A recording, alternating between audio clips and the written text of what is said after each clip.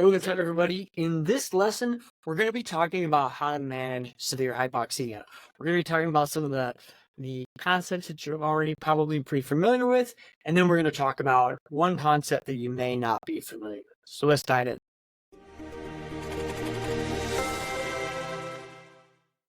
Okay, so when we talk about managing severe hypoxemia, what we're talking about is moving beyond the basic manipulation of FiO2, okay?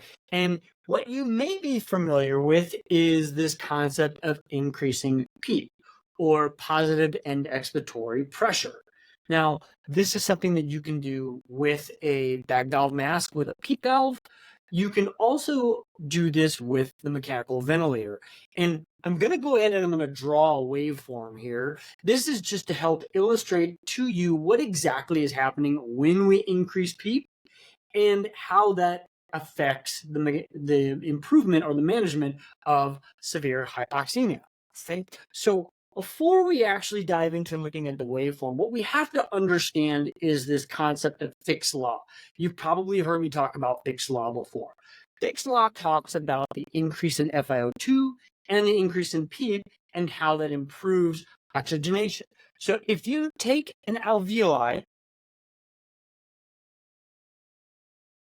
that is small and you increase the PEEP, then is what you did. It is a much larger alveoli.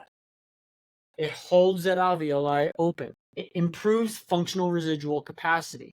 Now, what does this do for oxygenation?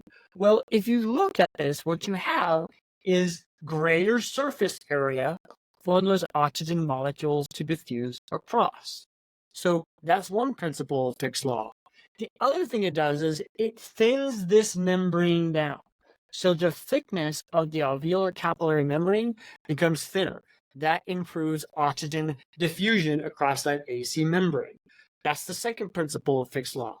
The third principle of Fick's law is just simply by increasing the FiO2 component of how we manage oxygenation, we increase the partial pressure of oxygen from within this alveoli from room air, only 1%, to 30, 40, 50, 100%, and that improves the diffusion rate of oxygen across the AC membrane. So that's Fick's law and how improving or increasing FiO2 and increasing PEEP directly affects the alveoli and therefore improves oxygenation. Right.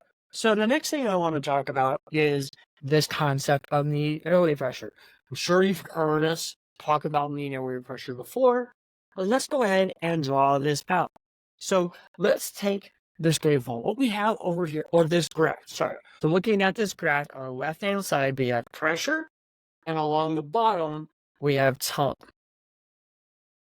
Okay? Now, when we start to ventilate a patient and we apply PEEP, let's just simply say we're going to start at a PEEP of 5. Then we start to deliver that breath. The pressure goes up as we deliver the volume.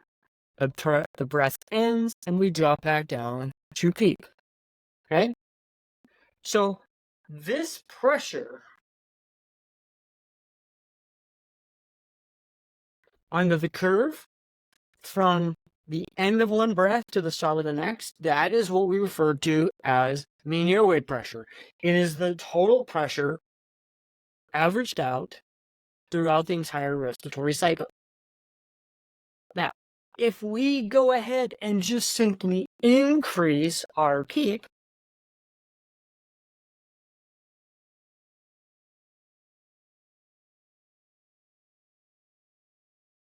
let's just say we increase it to 10, then the breath starts.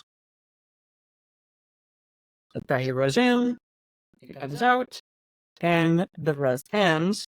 You can see that we gain more mean airway pressure.